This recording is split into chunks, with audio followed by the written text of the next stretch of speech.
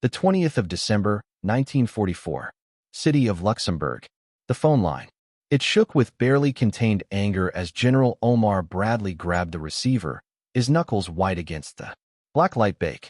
Dwight Eisenhower's calm voice came over the wire, delivering an order that would put their friendship to the test like nothing else. The 1st and 2nd American Armies, 9th, were being given to British General Montgomery to lead. By Bradley, I can't be responsible to the American people if you do this. Erupted, and his calmness in Missouri finally broke. I'm leaving. The highest commander's answer was sharp and cold. Brad, I'm responsible to the people of America. Because of this, your resignation means nothing at all. Bradley took a moment to protest again, then he stopped talking. In the middle of Hitler's Ardennes offensive, this moment became clear. Years of growing American anger at a British field marshal who seemed determined to show that he was the only one who could win the battle. Victor of El Alamein and hero of Britain, Bernard L. Montgomery, had changed his name. The Allied leader who caused the most disagreement. But the question that kept American headquarters up at night from Tunisia to Germany, things were easier and worse. What made a coalition fight to stay alive against Nazi rule are being torn apart not by the enemy, but because of the way one man acts? The answer wasn't in a single event, but in a series of events, choices, and fights that began in North Africa, began in the sand, and ended in the mud of Northwest Europe. This is the story of how military genius turned into a military burden, how national pride and the need to help the Allies clashed, and why the Americans felt different things about their most famous British battlefield commander, from frustration to something close to hatred. The math behind Allied command looked very easy, but politics are complicated. It was late 1944, and American forces in Europe were outnumbered. British troops by a large margin. American manufacturing output was huge. Britain's already weak economy. But Field Marshal Bernard Law Montgomery didn't seem to be able to do recognizing these facts or changing how he acts to fit them. People in the United States saw Montgomery as everything they had fought a revolution to get away from. An aristocratic assumption, condescension toward colonists, and a firm belief that the British were better. However, Montgomery was not a stereotype. He was truly brilliant and careful, and he was well prepared and careful with his soldiers' lives, which made them like him. His wins were real, and so were unquestionable tactical savvy. British soldiers, who had lost early in the war, had found a commander in Montgomery who could win battles while keeping the number of casualties low. Churchill loved him very much. The British people loved him. All of this didn't matter to American commanders, who were repeatedly pushed to the sidelines. They were treated badly by a field marshal who seemed to think of them as enthusiastic amateurs who needed British help. Direction. It wasn't big strategic disagreements that caused the trouble in the beginning. It's a lot more personal, respect or lack of it. From the first time they met in from southern Africa to the final victory in Germany, American commanders would learn that Montgomery's treatment of. They showed more deeply held beliefs about the American capable, brave, and valuable than any other. Disagreement on the battlefield. March 6, 1943. Tunisia's Kasserine Pass. The strong smell came from the desert wind of burned-out cars and defeats all over Tunisia as Lieutenant General George S. Patton got off the plane and took charge of the badly damaged Second Corps. German forces led by Field Marshal Erwin Rommel had savaged American units in their first major battle 20 days before. Fight with experienced Wehrmacht troops. It was clear that they had lost. Both embarrassing and teaching. When Patton arrived, he found not only a demoralized command, but also a British structure of command that saw American forces as unreliable helpers that needed to be closely watched. General Sir Harold Alexander, the new British leader of the 18th Army Group, is in charge of all Allied ground forces in Tunisia, had written a report about how the Americans did in battle that read like a charge sheet. Commanders in the U.S. Not enough experience. The American troops were not disciplined. American units. Before they could be given big responsibilities, they needed a lot of British oversight. There were some fair points in the report. Kasserine Pass had shown that American leadership was seriously flawed. Tactics and working together with other armed forces. But Alexander's answer went further than that. Advice on how to improve. During this time, he thought, the Second Corps should be given supporting roles while the British forces carried out the main attacks. Patton knew right away what was at stake. This wasn't just about beating RML. The point was to show that American weapons could compete with British ones as equals.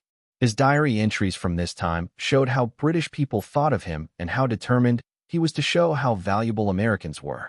By taking aggressive action, Montgomery, who was in charge of the British Eighth Army coming from the east toward Tunisia, embodied the British ideas that Patton didn't like. It was the victor of El Alamein who. He had the trust of a commander who had turned around Britain's luck in the desert. He had driven RML across North Africa through planned, methodical operations that focused on overwhelming. More important than tactical flair is material superiority. His soldiers believed in him because he won without wasting their lives. But the way he acted made it seem like he was the only one who cared. Knew a lot about modern warfare and thought that Americans and other people had a lot to learn. These ideas were reflected in Alexander's operational plan for the last Tunisia campaign. The Eighth Army of Montgomery. The Axis fortifications in southern Tunisia would be the main attack against the Mareth line. Patton's Second Corps would attack to help Montgomery's main line, drawing German attention away from it. And work. It was agreed that the Americans would protect Montgomery while the British broke through to victory. Tunisia. Military sense led to the plan. Montgomery led troops made up of veterans with. It has been shown to work against German armor. Patton led groups that were still learning what they do. But the assignment of missions had effects that went beyond being smart about tactics. It proved that expectations that would keep American commanders up at night during the whole war. British forces are in charge, and American forces are following. British commanders got credit for their work while American accomplishments went unnoticed or minimized. The attack on El Wada by Patton began on March 17, 1943. He was determined to show that the United States was capable of aggressive action, and his orders showed this by mixing, giving tactical advice, and calling for tough leadership. The police would be in charge. The American troops would be just as aggressive as they were when they joined the First World War. No matter what the cost, the two corps would show that it should be treated like a combat force instead of taking over troops. The Battle of El Wada proved their rightness. 50 German tanks from the 10th Panzer Division came out of mountain passes into the valley, launching an attack at dawn that is meant to weaken American defenses. What happened next shocked the German leaders. The American artillery was carefully placed too. When the fields of fire overlapped, they sent out devastating concentrations that hit the moving armor. Destroyers for tanks.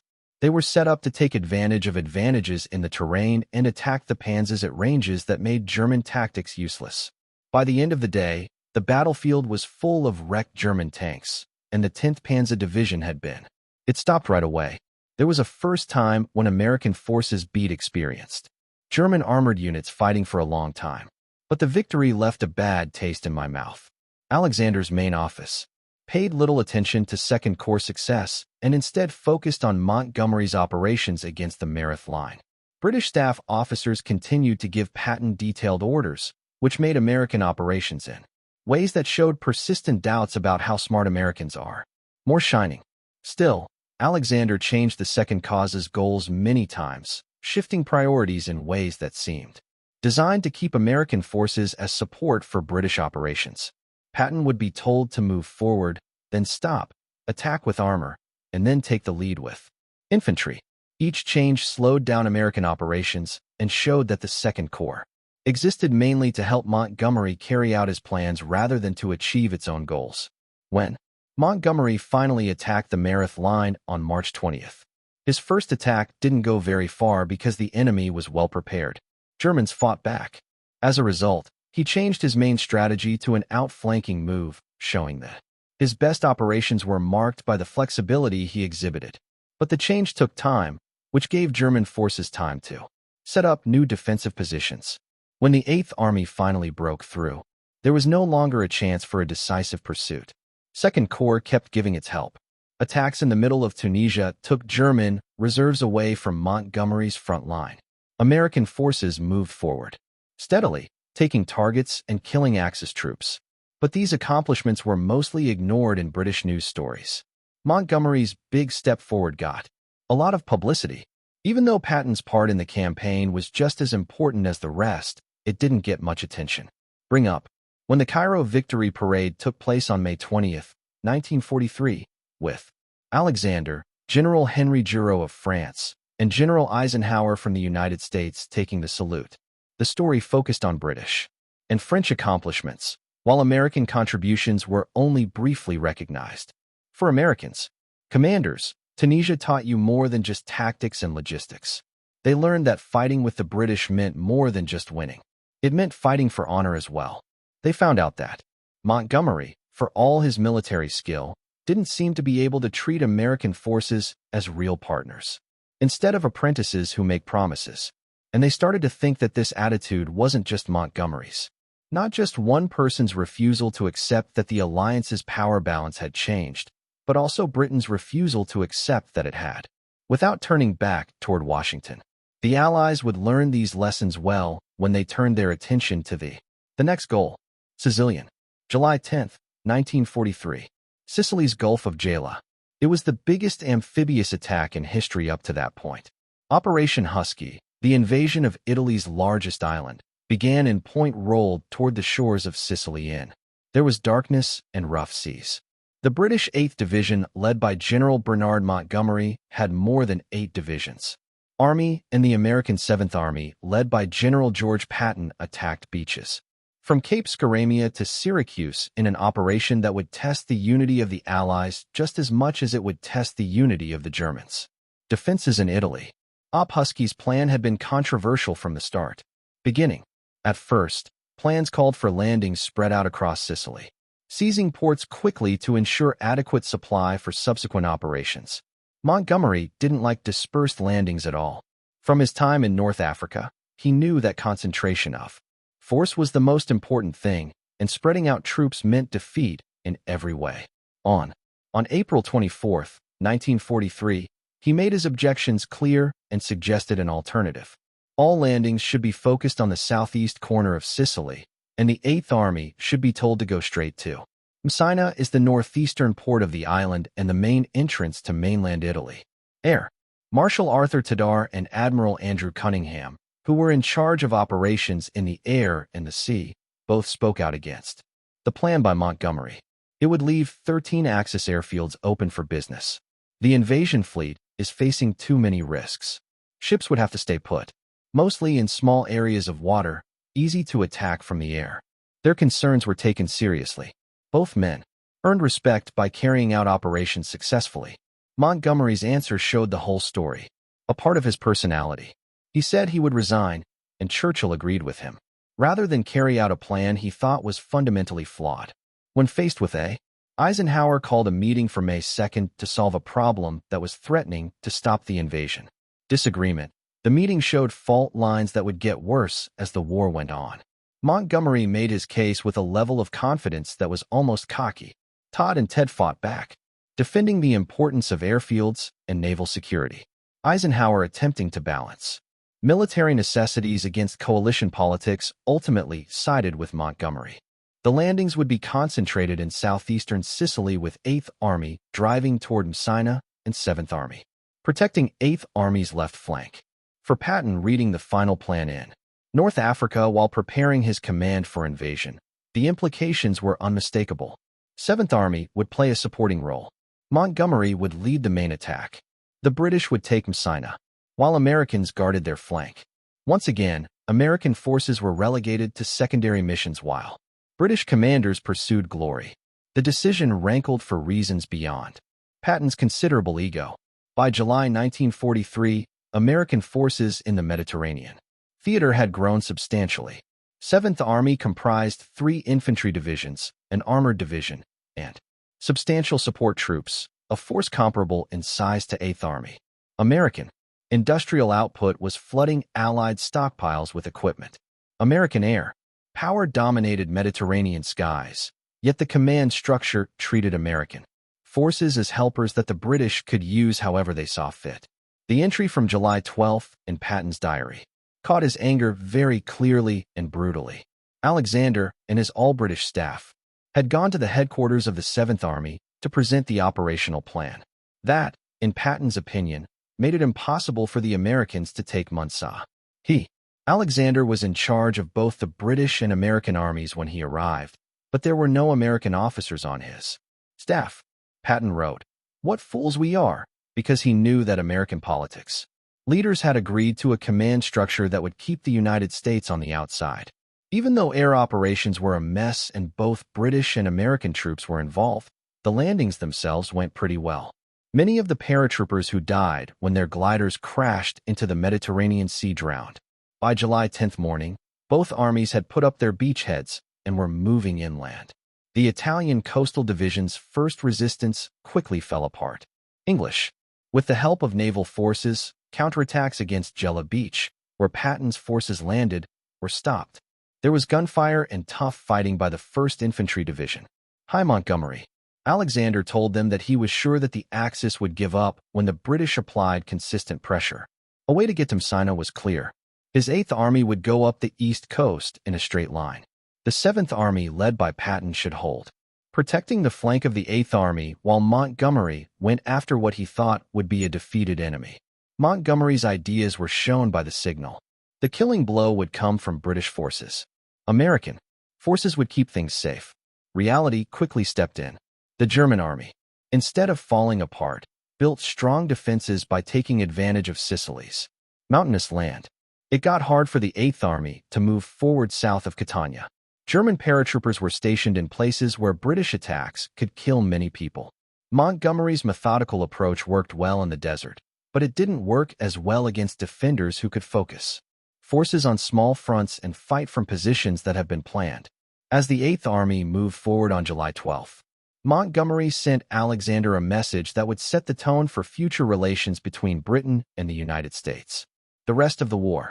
He suggested that the 8th Army's operational area be made bigger, westward, taking over a key road that was supposed to belong to the 7th Army. If the frontage was made bigger, he could get around the German positions that were blocking his advance. He said that American forces suggested that they hold off and defend while the 8th Army launched an offensive that would split Sicily in half. The tone of the signal was just as important as what it said. Montgomery did not ask Alexander for permission. He told Alexander about his plans and suggested that American forces make the necessary changes. It was a shocking assumption. Mercer County was planning to take over American operational areas, put American forces on static defense, and carry out a strategy that made sure that only British forces would get credit for taking over Sicily. Alexander, who was admired for Montgomery, was greater than his trust in American commanders, agreed. In July 13th, he gave Montgomery the disputed road and told Patton to maintain his defensive position. As the 8th Army moved forward, the message was clear to the American commanders who read the order. No matter what the United States could or would do, British preferences would determine Allied strategy. Patrick's. The initial response showed the political problems that made American commanders unhappy during the war. Even though he wrote in his diary that he was so angry that he compared Montgomery to a cocky prima donna and Alexander to an Patton officially accepted the order without protesting because he was an incompetent sycophant. Eisenhower, who was in charge of the Allied forces in the Mediterranean, knew that he couldn't let subordinates openly rebel. Commanders, when fighting as a coalition, you had to give in and compromise, even when. To compromise, you had to swallow your righteous anger. But Patton wasn't going to let the 7th Army do nothing while Montgomery wanted to win. If Alexander didn't give Americans a primary, Patton would make one for the mission. He flew to Alexander's main office on July 17th, with a map and an idea in their hands. Instead of lying down and defending, the 7th Army would head northwest toward Como, which is the capital and main city of Sicily. Port. It would split the island in half and trap Italian forces in the western part. Sicily, and secure port facilities that would make it easier for the U.S. to get supplies. Alexander, who might have been surprised by Patton's move or just happy to see American aggression turned away from Montgomery's activities, were approved. The decision changed everything about the campaign in Sicily. Instead of a single British advance up the east coast, American defenses helped stop it. As usual, the Allies would now run 2 separate drives. Montgomery were to keep coming from the east and south toward Messina. Patton would race to Palmo, then go east and drive toward Messina on the northern coast of Sicily. What started out as a change in strategy, it turned into a personal competition very quickly. Patton, determined to show that the U.S. abilities and get to Messina before Montgomery, which drove his command with the usual intensity. 7th Army. It moved so fast that it shocked both allies and enemies, going over rough terrain at a rate that Montgomery's methodical approach could never be the same. On July 22nd, just 12 days after landing, American troops went into Palmo, taking over the biggest city and port in Sicily. Montgomery, on the other hand, kept up the pressure on German walls south of Mount Etna. He made steady, professional progress, getting less and less important to the outcome of the campaign. When the Germans saw that Sicily couldn't be held, had already started getting ready to be evacuated to mainland Italy. Now the question wasn't whether the Allies would take over Sicily or not, but which Allies' army would get to Messina first and take the victory as a sign. As much as it showed skill, the race to Messina also showed character. 7th Army was pushed by Patton to the limits of endurance, demanding constant progress no matter what obstacles or deaths come up. His corps, because commanders were used to his style, they pushed their divisions hard. American engineers fixed up bridges and roads at an amazing speed. It was hot, and the American infantry marched through mountains terrain at speeds that made it hard for support units to keep up. The Montgomerys. The 8th Army moved slowly even though they were up against stronger opponents on rougher ground. Commanders from Britain. They were trained to keep casualties to a minimum and keep resources safe, so they wouldn't risk disasters to get faster. The contrast showed how the American and British military cultures are very different. A lot of Americans with industrial capacity and manpower reserves could handle tactical risks and heavy casualties. Since the British fought 1939 with fewer workers and an economy that was running out of gas, couldn't. However, it was also about race. Montgomery's public statements and private letters showed that he thought that the mission of the 8th Army was more important and harder than the operations of the 7th Army. From Montgomery's point of view, the fact that the Americans were able to reach Palermo didn't show anything important. In secondary terrain, Patton had to deal with weak Italian resistance. 8th Army faced experienced German troops who were positioned to defend themselves. What Montgomery meant by the comparison was not important. American commanders thought Montgomery's dismissal of their efforts was typical of the British lowering of standards. In Tunisia, they had heard similar things said. The U.S.'s successes were minimized. American problems are caused by a lack of experience. American commanders were praised for their enthusiasm, but not tutored. This attitude made it seem like the British respected American arms. Conditional and only applied when American forces worked for British interests and under British command. Goal setting. As of August 17, 1943, parts of Patton's 3rd Infantry Division got into Messina a few hours before the British did. The 7th Army had won race, but the victory was hollow in ways that showed how bad things were in Allied command and control. Montgomery's public response was a mix of politeness and a subtle dismissal. Patton, while stressing the problems the 8th Army had been having and implying that the terrain rather than competence explained what happened. The British press reported on Montgomery's frames. Reports praised the 8th Army's fight against the Germans, but called the 7th Army's advance disappointing. On the side against weaker opponents, the United States' accomplishments were recognized, but lessened. They were shown as adding to British operations instead of being on par with them. These stories made the message clear to American commanders who read them. British. No matter what the facts were, stories would always focus on what the British had accomplished. The war in Sicily left wounds that would never get better. Chiefs of the United States had shown that their troops could compete with British troops in operational tempo and combat effectiveness, but recognition from their British counterparts remained grudging and conditional. Montgomery, in particular, seemed constitutionally unable to acknowledge that American commanders might possess skills comparable to his own, or that American forces might deserve credit commensurate with their contributions. 2 incidents during the Sicily campaign further poisoned relationships. On August 3rd, and again on August 10th, Patton slapped hospitalized soldiers he accused of cowardice, triggering a scandal that would haunt his career. When word reached Montgomery, his response was coldly dismissive. Patrick's behavior confirmed British assumptions about American indiscipline and emotionalism. A British commander, Montgomery suggested, would never lose control in such fashion. The second incident involved a young British Lieutenant Montgomery sent to Patton's headquarters as liaison officer. The lieutenant arrived with a suitcase tied with string, a shabby appearance that enraged Patton. Earlier, Patton had sent Montgomery a full liaison team, including a colonel, a major, and a complete communications section. In exchange, Montgomery had dispatched a single junior officer with inadequate equipment. Patton sent the lieutenant back with a note explaining that he could not permit boys in his headquarters. The incident was minor, almost comical, but it captured the casual disrespect that characterized Montgomery's treatment of American counterparts. Patton commanded an army equal in size to Montgomery's Eighth Army. He deserved, by any standard of professional courtesy, liaison officers of appropriate rank and competence. Montgomery's failure to provide them suggested that he viewed Seventh Army as subordinate regardless of official command and control. As Allied planners turned their attention to the invasion of Italy and eventually to Operation Overlord, the cross-channel invasion of France, one fact had become indisputable. Bernard Montgomery viewed himself as the preeminent Allied battlefield commander and expected deference from American subordinates accordingly.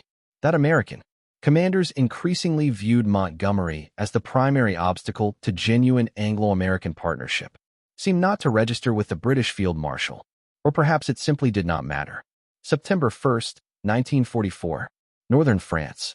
The Allied breakout from Normandy had shattered German defenses in France, sending Wehrmacht forces reeling eastward in headlong retreat. Paris had been liberated on August 25, 1944, amid jubilant scenes that seemed to confirm the war's imminent end.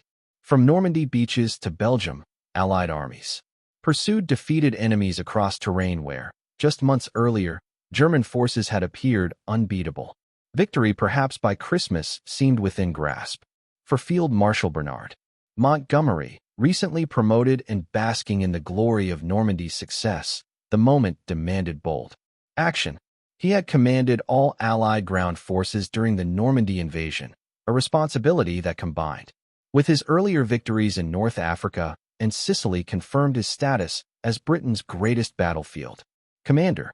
Now, with German armies in disarray, Montgomery saw an opportunity to end the war with a single decisive thrust.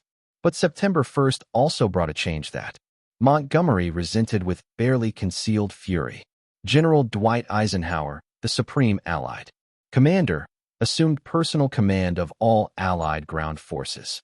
Montgomery, who had exercised operational control of both American and British armies during Normandy, was now reduced to commanding 21st Army Group, the British and Canadian forces fighting in Northwest Europe. His American counterpart, General Omar Bradley, commanded the 12th Army Group comprising the American 1st, 3rd, and 9th Armies. The change was inevitable. American forces in Europe now outnumbered British and Canadian troops substantially. American logistics sustained Allied operations. American air power dominated European skies. American industrial capacity provided the material foundation for Allied victory.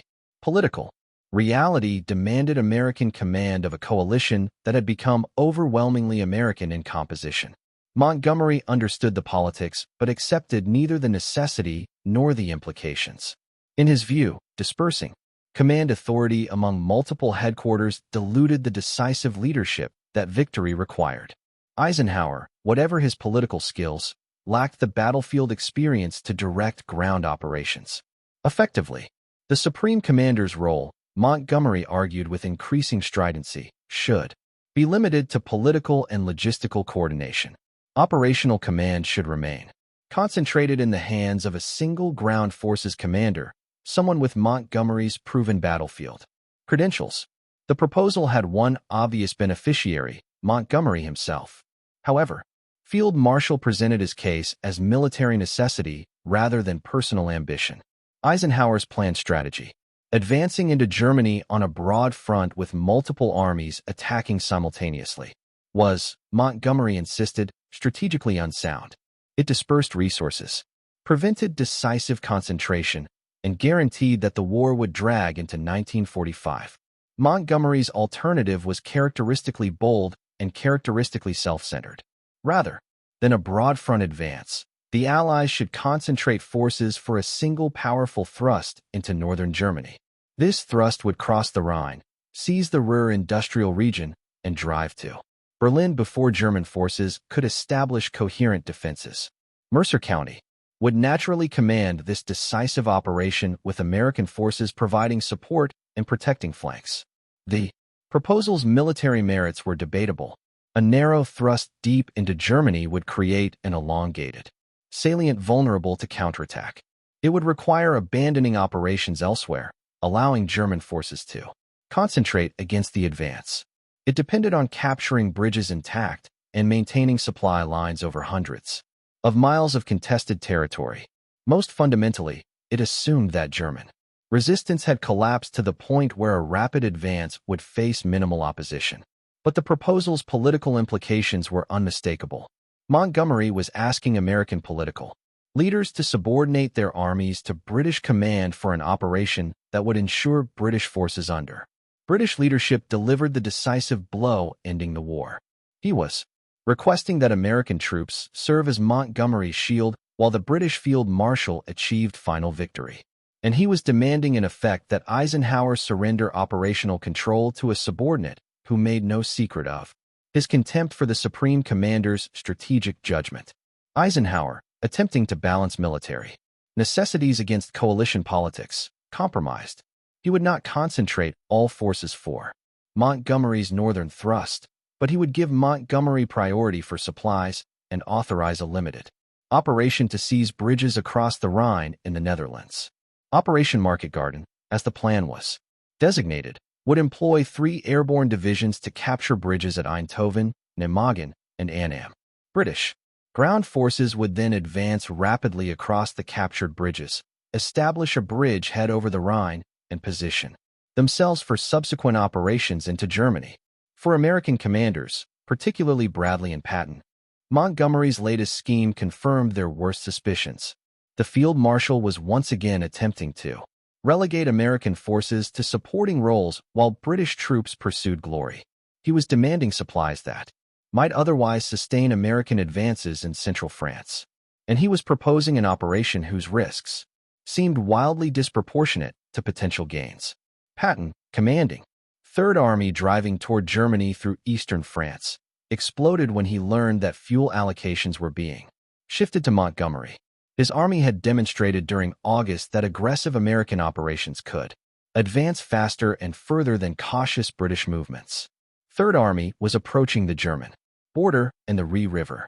Yet Eisenhower was halting American operations to resource a British Field Marshal whose track record suggested methodical caution rather than operational boldness. Bradley, normally more diplomatic than Patton, shared his subordinates' frustration. Montgomery requested resources, threatened dire consequences if denied, and received priority regardless of American needs or achievements. The politics of coalition warfare, Bradley recognized, guaranteed that British demands would receive sympathetic hearings even as American forces provided the bulk of Allied combat power. September 17, 1944, the Netherlands. Operation Market Garden commenced with the largest airborne operation in history. Over 35,000 American and British paratroopers dropped from transport aircraft and glided into Dutch fields, tasked with seizing bridges before German forces could destroy them. British ground forces led by XXX Corps began advancing north along a single highway, racing to relieve airborne units before German counterattacks overwhelmed them. The operation failed comprehensively. Intelligence had detected German armor units near Arnhem, the northernmost objective, but these warnings were dismissed. Airborne forces landed too far from their objectives, allowing Germans to organize defense. The single highway became a death trap with British armor unable to advance quickly or maneuver off roads bordered by marshland. German resistance, far from collapsing, intensified as Wehrmacht commanders recognized the threat and rushed reinforcements to the battle. At Arnhem Bridge. British paratroopers under Lieutenant Colonel John Frost held one end against overwhelming odds for days, expecting relief that never came.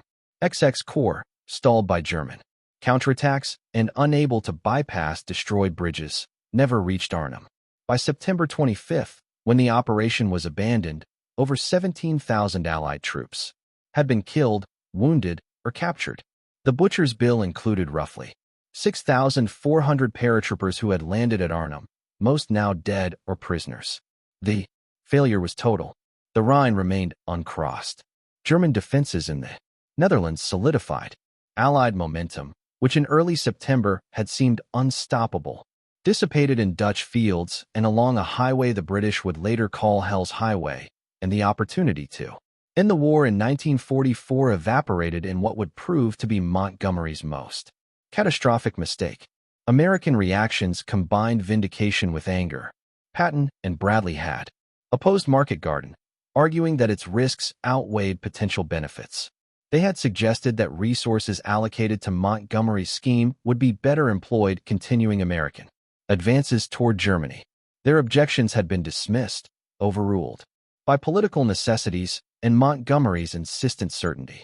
Now, with Market Garden's failure undeniable, American commanders felt entitled to some satisfaction that events had confirmed their judgment. But satisfaction was overwhelmed by fury at Montgomery's response to the disaster.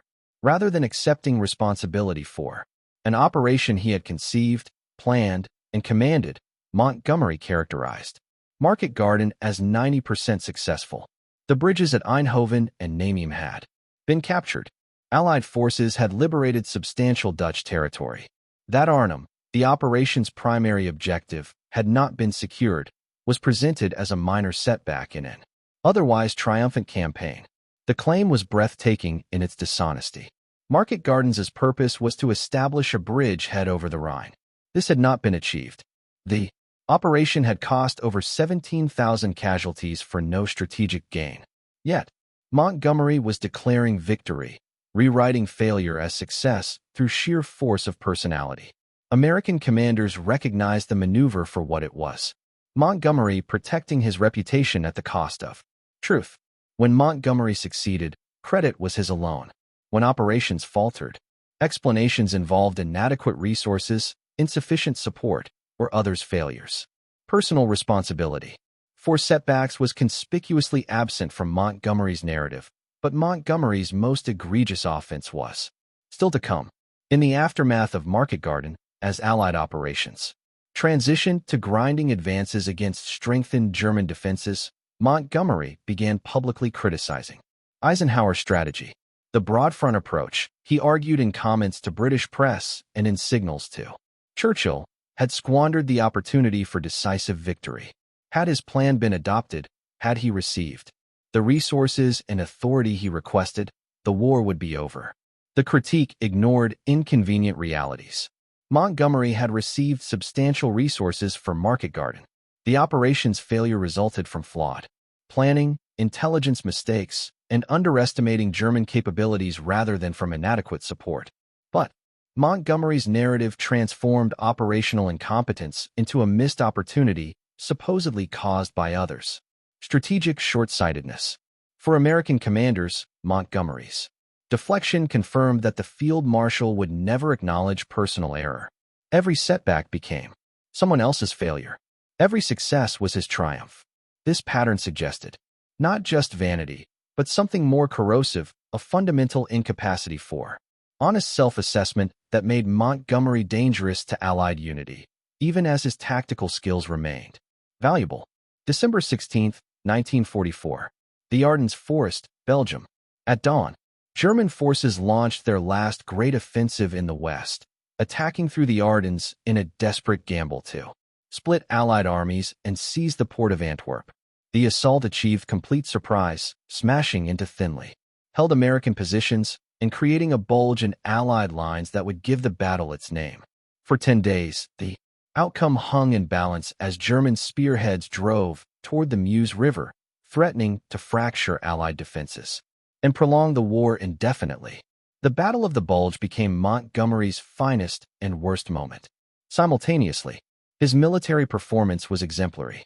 When Eisenhower transferred command of American 1st and 9th Armies to Montgomery on December 20th, the Field Marshal immediately imposed order on confused defensive operations. He positioned British reserves to defend the Meuse crossings. He coordinated American counterattacks. He demonstrated under genuine crisis conditions why Britain valued his leadership.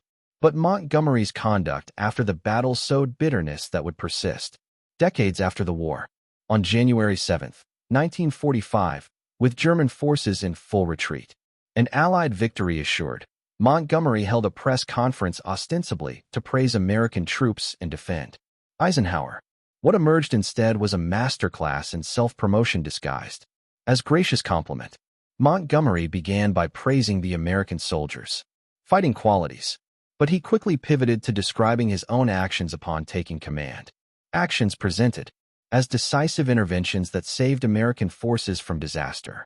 As soon as I saw what was happening, Montgomery explained, I took certain steps myself to ensure that if the Germans got to the Meuse, they would certainly not get over that river. He continued, describing how he had tidied up the battlefield, how he had thought ahead, how he had ensured balanced dispositions. The battle, Montgomery concluded, had been most interesting, possibly one of the most interesting and tricky battles he had ever handled. Throughout the recitation, British actions were highlighted, Montgomery's brilliance emphasized, and American commanders conspicuously absent from the narrative. The performance was calculated insult disguised as compliment. Montgomery praised American soldiers while implying they had been saved by his superior leadership. He credited American courage while suggesting that American commanders had been overwhelmed by events until British professionalism imposed order. And he characterized a desperate defensive battle won primarily by American units like the 101st Airborne at Bastogne and by Patton's rapid counterattack from the south as a Montgomery triumph. American reaction was explosive. Bradley, reading press reports of the conference, felt profound betrayal. Montgomery had commanded 2 American armies for barely 3 weeks. Those armies had fought magnificently, holding against overwhelming odds until German offensive momentum exhausted itself. Patton's Third Army had executed a brilliant counterattack, pivoting 90 degrees in winter conditions to relieve Bastogne. American soldiers had paid in blood to defeat Hitler's final gamble. Yet Montgomery's narrative minimized American contributions and elevated his own role to central importance. This was not merely vanity. It was historical theft, an attempt to rewrite American victory as British rescue. And it was American commanders recognized Montgomery's authentic view of events. He genuinely believed that his intervention had saved American forces. He saw nothing inappropriate in claiming credit for a battle won overwhelmingly by troops he had commanded for less than a month. The press conference triggered something close to command crisis. Bradley called Eisenhower furious beyond diplomatic constraint. He could not, he declared, serve under Montgomery. If Eisenhower intended to give the British Field Marshal permanent command of American forces, Bradley would resign. The ultimatum was not idle threat. Bradley, normally the most diplomatically skilled of American commanders, had reached his breaking point. Eisenhower, recognizing that Allied unity hung by a thread, attempted to calm Bradley while privately drafting a message to the combined chiefs of staff. In it, he stated plainly that he would request Montgomery's relief unless the Field Marshal apologized and ceased his public criticisms. The war had been won, Eisenhower implied, but whether the alliance survived victory remained uncertain. The crisis was resolved only after intense British pressure forced Montgomery to recognize his error. On January 12th, Montgomery wrote to Eisenhower, expressing regret and acknowledging that his press conference had caused offense. To Bradley, he sent a conciliatory letter praising American troops and expressing gratitude for the honor of commanding them temporarily. The letters were gracious, apparently sincere, and largely irrelevant. The damage was done. American commanders now understood with absolute clarity that Montgomery would never view them as genuine partners. Every operation would be filtered through Montgomery's assessment of how it affected his reputation. Every failure would be explained by insufficient support, or others' errors. Every success would be claimed as validation of Montgomery's wisdom. This pattern was fixed, predictable, and intolerable. But more than personality clashes were at stake. By early 1945, the balance of forces in Europe had shifted so decisively toward American predominance that Montgomery's pretensions to battlefield supremacy had become not merely irritating, but operationally counterproductive. American armies comprised over 60 divisions. British and Canadian forces numbered fewer than 20. American logistics sustained Allied operations. American air power dominated European skies. Yet Montgomery continued behaving as though British wisdom must guide American strength. The contradiction reflected broader tensions in Anglo-American relations. Britain, exhausted by 5 years of war and facing post-war economic collapse, struggled to accept that its global predominance had ended. The United States, emerging as the world's dominant power, was discovering that military might create political responsibilities that American traditions had not prepared it to assume.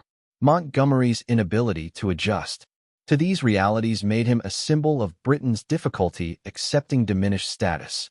Winston Churchill, watching Montgomery's press conference disaster unfold, recognized the danger. He spoke in Parliament on January 18th, carefully calibrating his words to repair Allied relationships. The Battle of the Bulge, Churchill stated clearly, was predominantly an American battle, an American victory, and would be remembered as an ever-famous American triumph. British forces had played a supporting role as coalition partners. The speech was diplomatic necessity, correcting Montgomery's narrative and acknowledging military realities, but it also represented Britain's acceptance that the war's remaining campaigns would be primarily American endeavors. British forces would participate, contribute, and share victory, but American commanders would increasingly dictate strategy, direct operations, and claim the credit that their forces' predominance merited. Montgomery, isolated by his own conduct and increasingly irrelevant to operations dominated by American armies, spent the war's final months commanding 21st Army Group in Northern Europe. His operations were professional, his tactical sense remained sound, but his relationship with American commanders never recovered. Bradley avoided him. Patton despised him. Eisenhower tolerated him as political necessity demanded, but never again trusted his judgment or his motives. May 8, 1945. Germany surrendered unconditionally. The European war was over.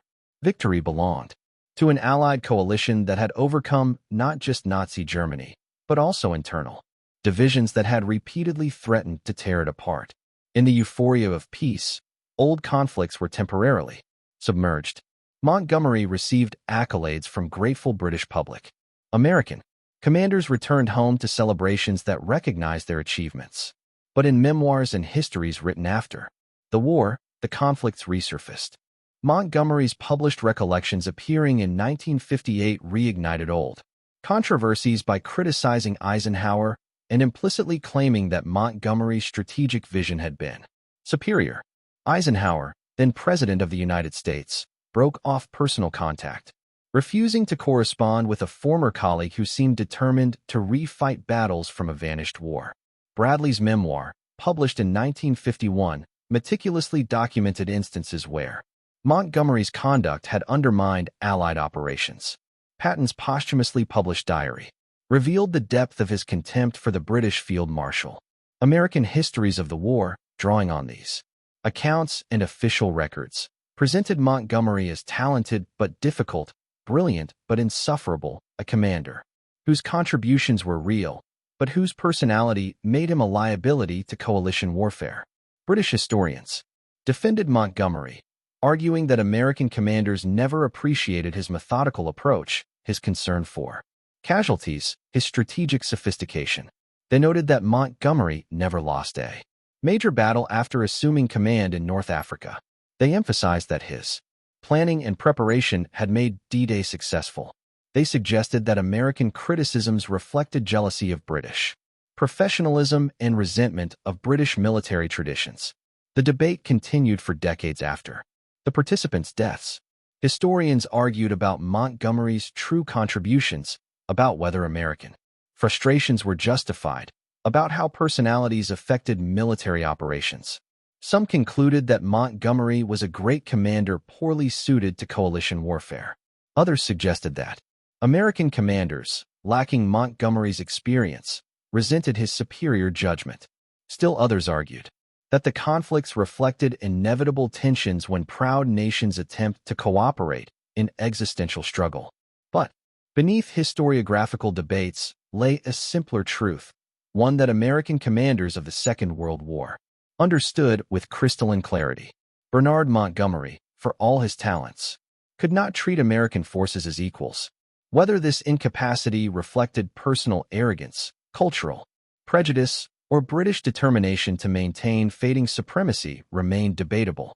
What was indisputable was that Montgomery's conduct poisoned Allied relationships and created unnecessary obstacles to coalition warfare. The American experience with Montgomery provided lessons that outlived the war. Future coalition operations would be structured to prevent personality conflicts from undermining military effectiveness. Command arrangements would be designed to ensure proportional representation and prevent any nation from dominating simply through superior confidence or historical precedent. An American military culture would internalize weariness of allies who confused partnership with subordination. For the Americans who fought alongside Montgomery from Tunisia to Germany, the Field Marshal represented what they believed they had left behind in 1776. The assumption that British wisdom must guide American strength, that colonial enthusiasm required metropolitan sophistication to succeed, that New World energy needed Old World experience to avoid disaster. They discovered that battlefield excellence, industrial might, and military success could not overcome cultural assumptions rooted in centuries of British global dominance. Montgomery never understood this.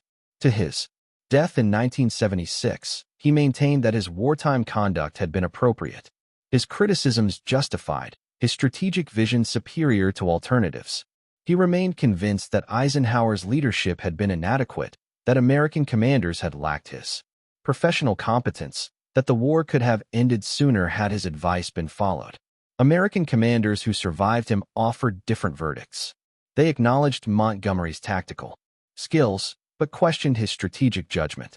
They praised his careful preparation, but noted that wars are won by boldness as well as caution. They conceded his concern for casualties, but observed that Montgomery's caution sometimes allowed enemies to escape destruction, and they concluded with near unanimity that Montgomery's personality made coalition warfare more difficult than necessary. The final assessment belonged to Eisenhower, writing years after the war. He acknowledged Montgomery's abilities, but noted the field Marshal's complete inability to understand the political dimensions of coalition command. Hi Montgomery, Eisenhower concluded, was a man whose military talents were undeniable, but whose lack of diplomatic sensitivity made him unsuited for senior command in Allied operations.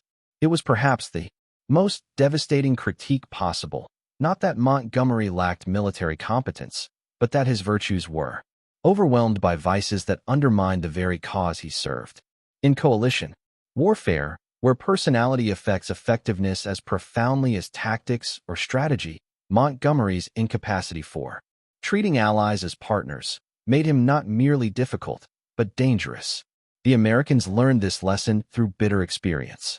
From North African sand to German mud, they discovered that military alliances require more than shared enemies.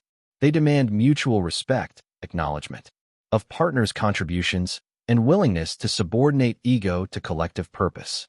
Montgomery, whatever his other qualities, could not meet these requirements. And in that failure lay the answer to why the Americans hated Monty. Not because he was British, not because he was cautious, but because he made them feel like colonial auxiliaries in a war they were winning.